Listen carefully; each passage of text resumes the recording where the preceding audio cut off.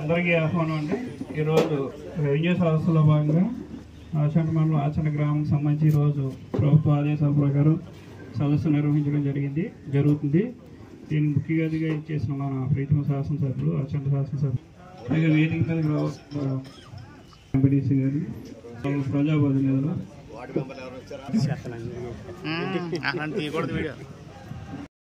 రైతులు కూడా ఉండాలి అనే మాట.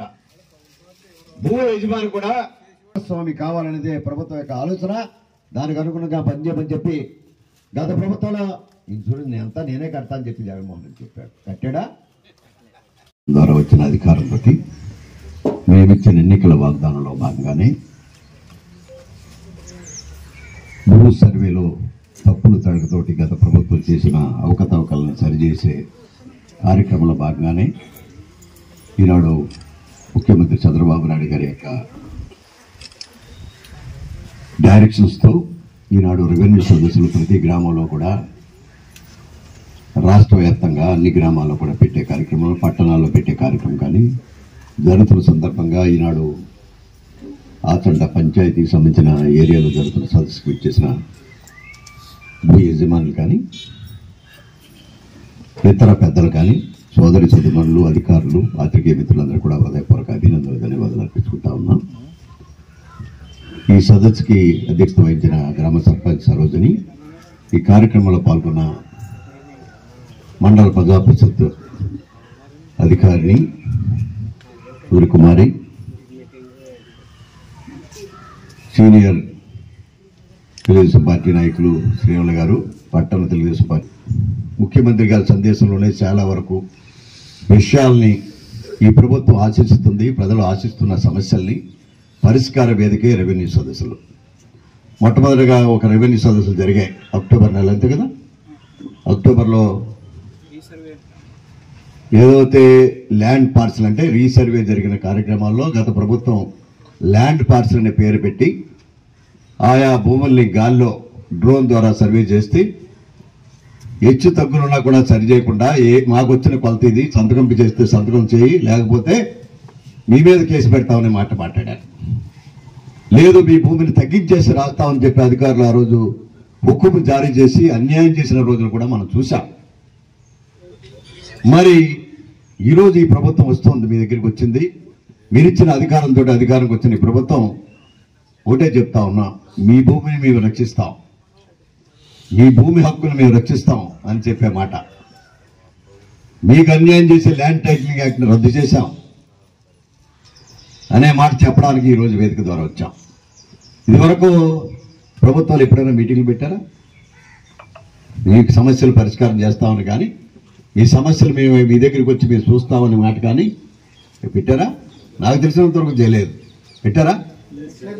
మీరు మాటలు ఏమిటారు? మీరు వచ్చినోడు కాదేమో.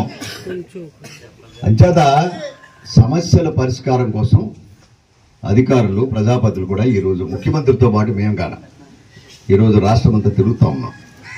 సంబంధిత మంత్రులు కూడా తిరుగుతూ ఉన్నారు. శాసనసభ్యులు కానీ ఇతర ప్రజాపతులు కూడా ఈ వేదికల ద్వారా కార్యక్రమం ద్వారా ప్రజల దగ్గరికి వచ్చి సమస్య పరిష్కారం చేస్తాం. మా ప్రభుత్వం ప్రజాప్రభుత్వం, ప్రజా సమస్యల వేదిక ప్రభుత్వం, భూ హక్కులను రక్షించే ప్రభుత్వం, ఇతర సమస్యలు పరిష్కారం చేయడానికి కూడా ఈ వేదిక ప్రధాన భూమిక కాబోతుందనే మాట చెప్పడానికి వచ్చాం. ఈనాడు చాలా మంది మాట్లాడారు, ఏదైనా రెవెన్యూ ఏదైతే సర్వే జరిగినాయో 4 గ్రామాలు జరిగినాయి అన్న మాట చెప్పారు తహసీల్దార్ గారు. 4 గ్రామాల్లో కొడమంచిలి, పెనుమంచిలి, కందరవెల్లి, కరుగొరమెల్లి 4 రెవెన్యూ గ్రామాల్లో సదస్సులు జరిగాయి. అక్కడ తేడాలు ఉన్నాయి. దాన్ని మేము రికార్డ్ చేసాం, దాన్ని సరిచేయడానికి ప్రయత్నం చేస్తున్నాం, సరిచేస్తామనే మాట చెప్తా ఉన్నారు సాధ్యమైనంత వరకు. కొంతమంది అధికారులు మా అధికారులు కూడా ప్రభుత్వం వచ్చిన తర్వాత మా వాళ్ళ కావు కోట్లు ఇవ్వాలని చెప్పారు. దాన్ని కలెక్టర్ గారి దృష్టికి కూడా తీసుకొచ్చా. నీకు తెలియాలి ఇవన్నీ కూడా. మా ప్రభుత్వం కూడా తప్పులు జరగని అనుకోవట్లే, జరుగుతాయి. ప్రజాపతి దృష్టికి వస్తే, ప్రజలు ఎక్కడైనా తీసుకొస్తే దాన్ని సరిచేయవలసిన బాధ్యత ప్రజాపతి. గత ప్రభుత్వంలో అధికార మదంతో మీరెవరో ఎమ్మెల్యేలు కూడా కలడానికి లేదు. ఎమ్మెల్యే దగ్గరికి వెళ్తే మీరు ఎవరు పర్మిషన్ తీసుకొచ్చారనే మాట. ఏడు దాటడానికి లేదు. ఉందా? ఏమన్నా ఉన్నారు మరి? వెళ్ళి దాటిలో ఉన్నారు. కొంతమంది ఉంటారు, ఇదిగో సర్పంచ్ గారు ఉంటారు, ఉంటారు, కొంతమంది ఉంటారని మేము అంటలేదు. ఉంటారు గేట్లు దాటి వాళ్ళు. పాప వీళ్ళు గేట్ ఇస్తారు కానీ అంచేత కొంతమందికి మాత్రమే గేట్లు దాటే అధికారం ఉంది. ప్రజా సమస్యల మీద ప్రజలు వస్తే విన్నపాలు కూడా తీసుకునే బాధ్యత లేని ఒక ప్రజానాయకుడు ఇక్కడ ఈ నియోజకవర్గంలో అధికారి అయ్యి, ప్రజాపతి అయి, ఒక దందాన్ని భయభ్రాంతులు చేసి ప్రజాస్వామ్య పదాలు కూడా వాడిన రోజులు ఉన్నాయి. దానికి బాధ కలిగిన తప్పదు. మీరు ఇచ్చిన అధికారం, ప్రజలు ఇచ్చిన అధికారం, కొంతమంది వ్యక్తులు దాన్ని దుర్వినియోగం చేసుకోవడం వల్ల ప్రభుత్వం ప్రజాపతులు కూడా గౌరవాలు పోతారనే మాట చెప్తా ఉన్నాం. ఈరోజు మేము ధైర్యంగా చెప్తా ఉన్నాం. మీ సమస్యల పరిష్కారానికి వేదిక వస్తే జనం లేరనే మాట చూస్తా ఉన్నాం. అంటే సమస్యలు లేనట్ట ఉన్నట్ట? ఇది నా ఈ వేదికలో ప్రశ్న. లేనట్ట కదా? అంటే అది బాధలేదు. మీ సమస్యలు ఉంటే పరిష్కారం చేస్తామని చెప్పాం. కారణం ఏంటంటే ప్రభుత్వం వేదిక పెడితే సమస్యకి టైం లేదు. ఈయన వచ్చారు ఇప్పుడే, ఒక కాగితం పట్టుకొచ్చాడు. సమస్యలు ఉన్నాయి కానీ ఖాళీ లేదు పాపం ప్రభుత్వం దగ్గర విన్నపం చేసుకోవడానికి కూడా.